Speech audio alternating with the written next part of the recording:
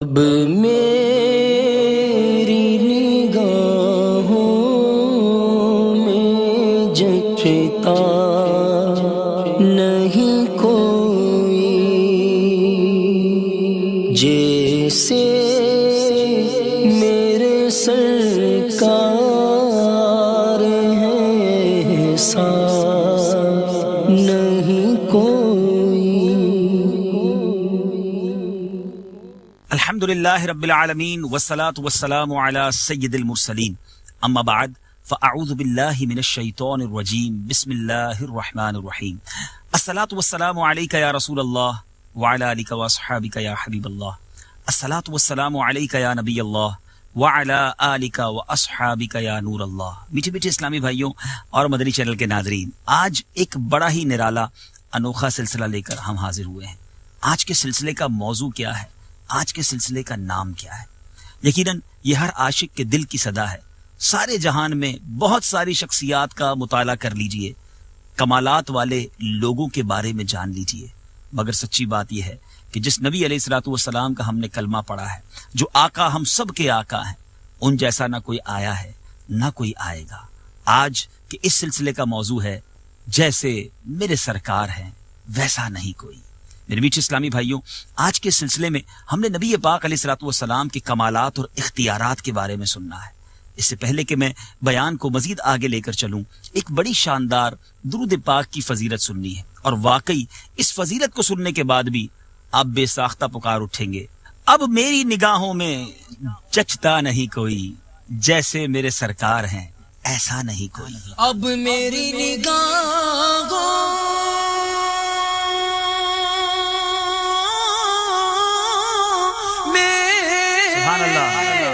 جچتا نہیں کوئی، جیسے میرے سرکار ہیں ایسا نہیں کوئی، نہیں کوئی جیسے میرے سرکار ہیں، دیکھو ایسا نہیں کوئی۔ ایسی کیسی درود پاک کی فضیلت ہے، سبحان اللہ۔ حضرت عبداللہ ابن عمر رضی اللہ تعالی عنہما سے مروی ہے، رسول اللہ صلی اللہ تعالی علیہ وسلم نے ارشاد فرمایا، قیامت کے دن حضرت آدم علیہ الصلوۃ والسلام عرش کے قریب وسیع میدان میں ٹھہرے ہوئے ہوں گے۔ آپ پر دو سبز کپڑے ہوں گے۔ اپنی اولاد میں سے ہر اس شخص کو دیکھ رہے ہوں گے جو جنت میں جا رہا ہوگا یا جسے دوزخ میں لے جایا جا رہا ہوگا۔ اسی اسلام حدیث کا مضمون ہے کہ حضرت آدم علیہ الصلوۃ والسلام ایک ایسے شخص کو دیکھیں گے جو نبی پاک صلی اللہ تعالی علیہ وسلم کا امتی ہوگا۔ حضرت آدم علیہ الصلوۃ والسلام پیارے آقا علیہ الصلوۃ والسلام کو پکاریں گے، یا احمد یا احمد۔ نبی پاک علیہ الصلوۃ والسلام فرماتے ہیں کہ میں کہوں گا لبیک ابو البشر۔ پھر پیارے آقا علیہ الصلوۃ والسلام سے وہ عرض کریں گے کہ یا رسول اللہ، آپ کی اس امتی کو دوزخ میں لے جایا جا رہا ہے۔ اللہ غنی کونین کے والی صلی اللہ تعالی علیہ وسلم فرماتے ہیں، میں تیز تیز قدموں کے ساتھ فرشتوں کے پیچھے چلوں گا اور فرشتوں سے کہوں گا، اے میرے رب کے فرشتوں ٹھہرو۔ فرشتے عرض کریں گے کہ حضور، ہم تو حکم کے بندے ہیں، ہمیں یہ حکم دیا گیا ہے، ہم اسی کی تعمیل کریں گے۔ نبی پاک علیہ الصلوۃ والسلام فرماتے ہیں کہ میں افسردہ ہو جاؤں گا، بائیں ہاتھ سے اپنی داڑھی کے بال پکڑ کر اللہ تبارک و تعالیٰ کی بارگاہ میں عرش کی طرف اشارہ کرتے ہوئے عرض کروں گا، اے میرے پروردگار، کیا تو نے مجھ سے وعدہ نہیں فرمایا کہ مجھے میری امت کے معاملے میں رسوا نہ کرے گا؟ اللہ اللہ، عرش سے یہ ندا آئے گی، اے فرشتوں، محمد صلی اللہ تعالی علیہ وسلم کی اطاعت کرو اور اسے واپس لوٹا دو۔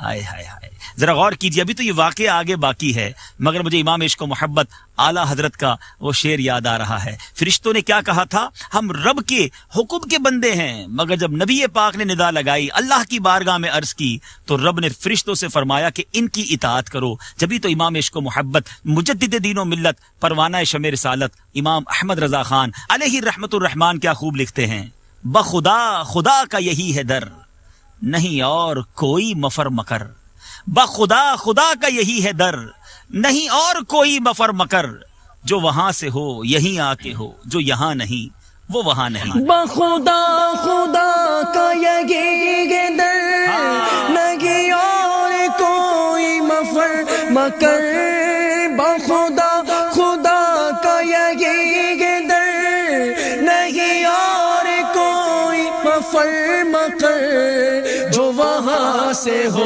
یہی آ کے ہو جو وہاں سے ہو، یہی آ کے ہو جو وہاں سے ہو، یہی آ کے ہو، اور جو یہاں نہیں وہ وہاں نہیں۔ ہائے ہائے ہائے، اب کیا ہوگا؟ نبی پاک فرماتے ہیں میں اپنی گود سے ایک سفید رنگ کا کاغذ نکالوں گا اور اس امتی کے جو نیکیوں کا پلڑا دائیں طرف والا جو پلڑا ہے اس میں ڈال دوں گا۔ میرے آقا فرماتے ہیں پس وہ نیکیوں کا پلڑا جو ہے برائیوں والے پلڑے سے بھاری ہو جائے گا۔ سبحان اللہ، آواز آئے گی خوش بخت ہے، سعادت یافتہ ہو گیا ہے اور اس کا میزان بھاری ہو گیا ہے، اسے جنت میں لے جاؤ۔ میرے اعمال کا بدلہ تو جہنم ہی تھا،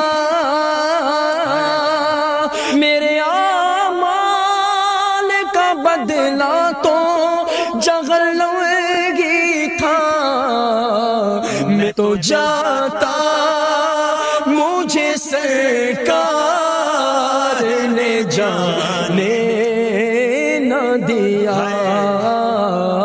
میں تو جاتا مجھے سرکار نے جانے نہ دیا۔ کہ کسی کے بارے میں جہنم کا حکم دے دیا جائے، اسے چھڑوا دیا جائے، یہی بڑی بات تھی، مگر کرم بالائے کرم دیکھیں جہنم جانے سے رکوا کر اب جنت کی طرف بھیجا جا رہا ہے۔ میرے میٹھے اسلامی بھائیوں، حدیث کے الفاظ ہے وہ بندہ کہے گا اے میرے پروردگار کے فرشتوں ٹھہرو، میں اس مبارک ہستی سے بات تو کر لوں جو اپنے رب کے حضور بڑی کرامت والا ہے۔ اب وہ شخص کیا کہے گا؟ میرے باپ آپ پر فدا، آپ کتنے خوبصورت ہیں، آپ کا چہرہ انور کتنا حسین ہے، آپ کی شکل میں کتنی برکتیں ہیں، آپ نے میری لغزشوں کو معاف فرمایا، میرے آنسوؤں پر رحم فرمایا، حضور اپنا تعارف تو کروائیے۔ ابھی تک وہ جو شخص تھا جو امتی تھا وہ نبی پاک علیہ الصلوۃ والسلام کو اس نے پہچانا نہیں تھا۔ پیارے آقا علیہ الصلوۃ والسلام فرماتے پھر میں اس سے فرماؤں گا میں تیرا نبی محمد صلی اللہ تعالی علیہ وسلم ہوں اور یہ تیرا وہ درود ہے جو تو مجھ پر بھیجتا تھا، اس نے تجھ کو پورا نفع پہنچایا جتنا کہ تجھے اس کی ضرورت تھی۔ میرے میٹھے اسلامی بھائیوں، یہ ایک واقعہ جو پیش تو قیامت کے دن آنا ہے، نبی پاک نے اپنی حدیث کے ذریعے ہمیں پہلے بتا دیا، لیکن اس واقعے سے سیکھنے کو کیا مل رہا ہے؟ درود پاک کو پڑھنا ہم اپنی عادت بنا لیں، انشاءاللہ یہ دنیا میں بھی برکتیں لائے گا اور قیامت کے دن ہمارے اعمال نامے کو انشاءاللہ بھاری کرنے کا باعث بنے گا۔ اور اس واقعے سے ایک اور بات سیکھنے کو ملی کہ حضرت آدم علیہ الصلوۃ والسلام اپنی اولاد کو دیکھ رہے تھے کہ کوئی جنت میں جا رہا ہے، کوئی دوزخ میں جا رہا ہے، مگر جب نبی پاک علیہ الصلوۃ والسلام کو پتا چلا کہ میرا امتی جا رہا ہے تو میرے آقا دوڑتے ہوئے پہنچے، میرے آقا تیز تیز پہنچے اور رب عز و جل کی بارگاہ سے اس امتی کی بخشش کا سامان کیا۔ جبھی تو امام عشق و محبت اعلیٰ حضرت لکھتے ہیں نا، لو وہ آیا میرا حامی میرا غم خار آ گئی جاں تنے بے جاں میں یہ آنا کیا ہے۔ لو وہ آیا میرا حامی میرا غم خار لو وہ آیا میرا حامی میرا غم خار آ گئی جاں تنے میں جاں میں یہ آنا ہاں کیا ہے۔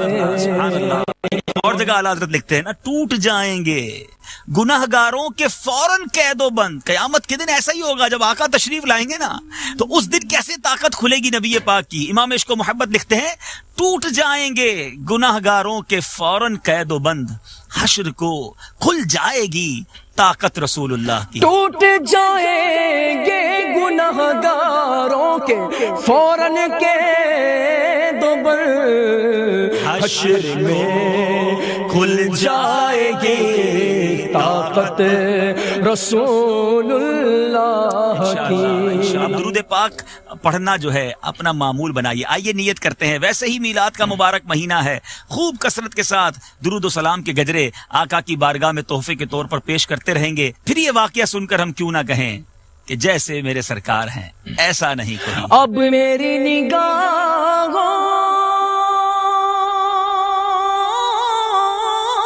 میں جچتا نہیں کوئی جیسے میرے سرکار ہیں، بولو ایسا نہیں کوئی، نہیں کوئی جیسے میرے سرکار ہیں۔ سبحان اللہ، سبحان اللہ۔ میٹھے اسلامی بھائیوں، آج اس سلسلے میں بار بار آپ کی زبان سے بھی بے ساختہ نکلتا رہے گا کہ جیسے میرے سرکار ہیں ایسا نہیں کوئی۔ اور یاد رہے کہ یہ ہم اپنی طرف سے نہیں کہیں گے، آپ کو آج قرآن و حدیث کے وہ واقعات سنانے ہیں کہ آپ کو اندازہ ہوگا کہ سرکار دو عالم صلی اللہ تعالی علیہ وسلم کو، یعنی رب عز و جل نے اپنے حبیب کو کیسے کیسے اختیارات عطا فرمائے۔ اللہ غنی، سنتے جائیے، ایمان تازہ کرتے جائیے۔ آج سلسلہ کرنے کا ایک اہم مقصد یہ بھی ہے، ہم سب جو سلسلہ کر رہے ہیں ہمارے دلوں میں بھی اور آپ کے دلوں میں بھی نبی پاک صلی اللہ تعالی علیہ وسلم کی محبت میں اضافہ ہو، پیارے آقا کے عشق میں مزید اضافہ ہو، اور سرکار علیہ الصلوۃ والسلام کی اس محبت کے اضافے کی برکت سے اللہ کریم ہم سب کی بخشش فرمائے۔ کیوں کہ اعلیٰ حضرت ہی تو لکھتے ہیں نا کہ یہ جو عشق کی آگ ہے نا، جو نبی پاک علیہ الصلوۃ والسلام کی عشق کی آگ ہے، دراصل یہی آگ جہنم کی آگ کو بجھا دے گی۔ کیا لکھتے ہیں؟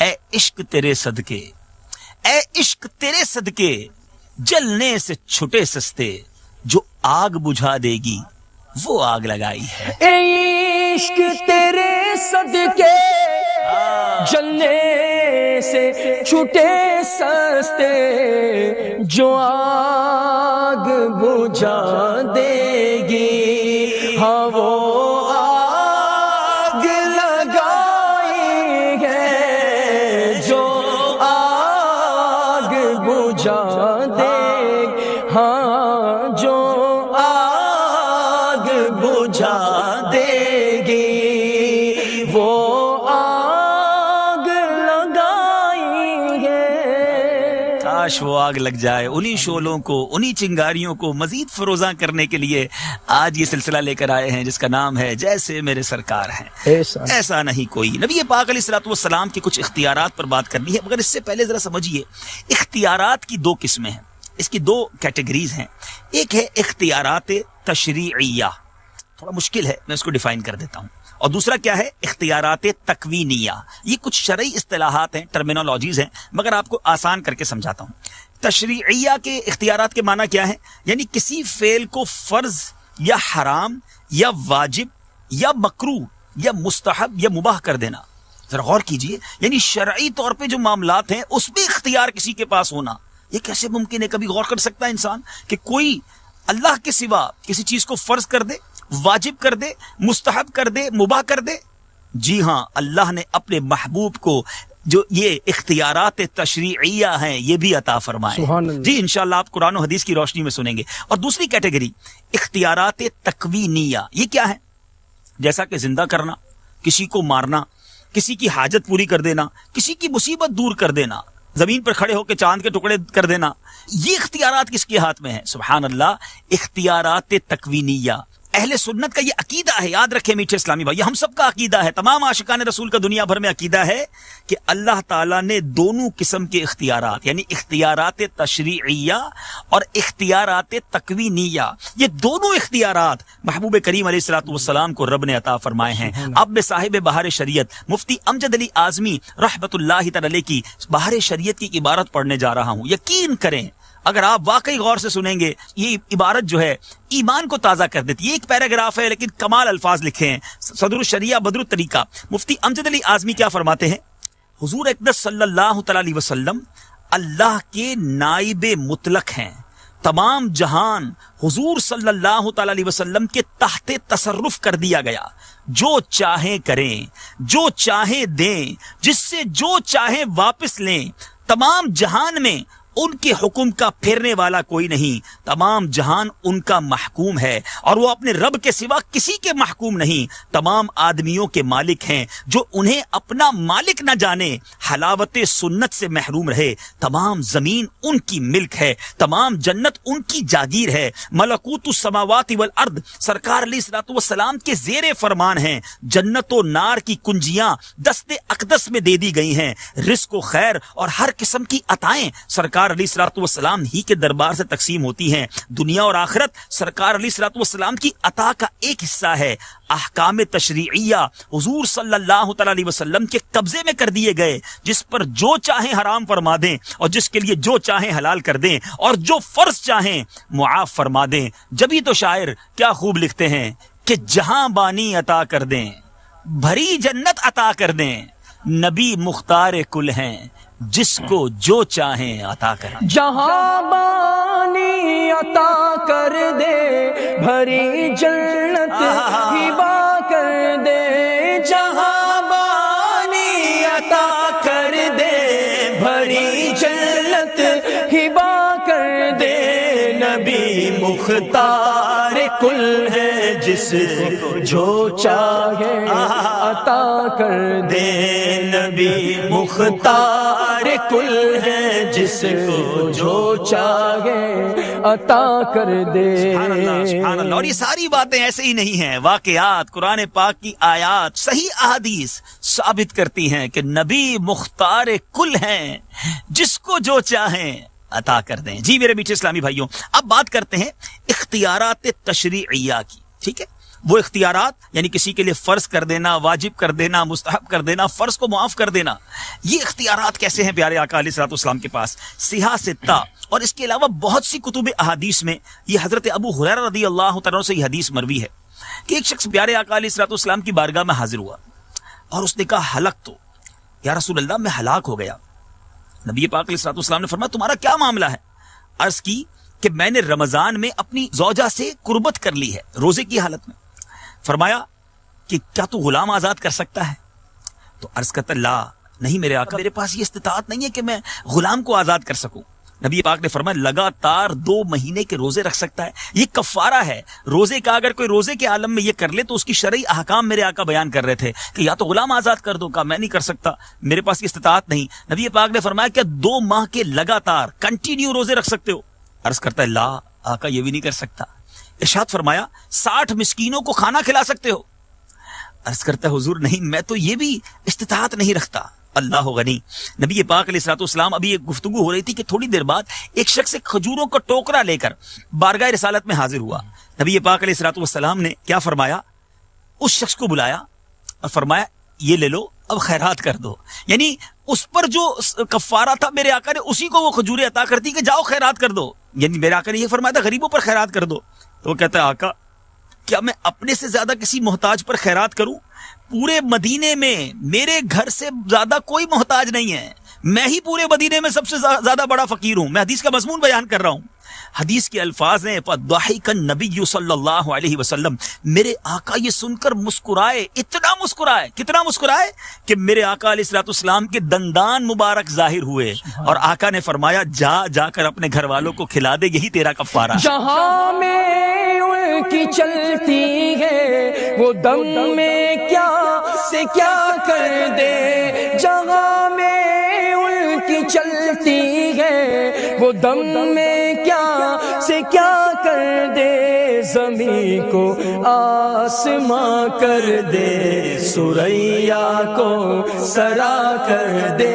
زمین کو آسماں کر دے، سریا کو سرا کر دے.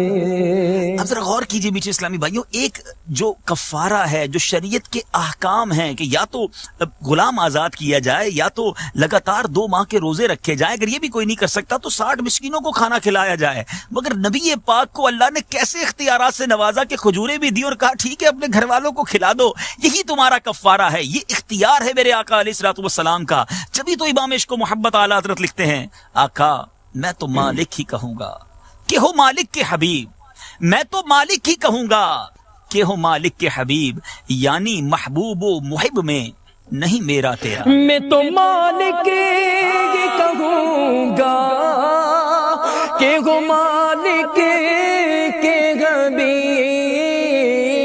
میں تو مالک ہی کہوں گا کہ ہو مالک کے حبیب، یعنی محبوب و محب میں نہیں میرا تیرا. سبحان اللہ. اور یہ ایک بار نہیں ہوا میرے پیچھے اسلامی بھائیوں کے پیارے آقا علیہ الصلوۃ والسلام نے یہ تصرف، یہ اختیار اپنے اللہ کی عطا سے استعمال کیا ہو. ایک بار حضرت فضالہ رضی اللہ تعالیٰ عنہ سے روایت ہے، فرماتے ہیں کہ مجھے رسول اللہ صلی اللہ تعالیٰ علیہ وسلم نے جو چیزیں سکھائیں ان میں سے یہ بھی ہے کہ 5 نمازوں کی پابندی کیا کرو. ابو داؤد میں یہ حدیث شریف موجود ہے. فرماتے میں نے عرض کی ان اوقات میں مجھے بہت زیادہ مصروفیت ہوتی ہے، آپ مجھے کوئی ایسا جامع حکم فرما دیں جو مجھے کفایت کرے، یعنی میں ساری نمازیں نہیں پڑھ سکتا. نبی پاک نے کیا فرمایا؟ عصرین کی پابندی کرو. کہتے ہیں ہماری لغت میں، جس زمانے میں ہم تھے، ہماری لغت میں عصرین کا لفظ نہیں تھا. میں نے کہا حضور اس سے کیا مراد ہے؟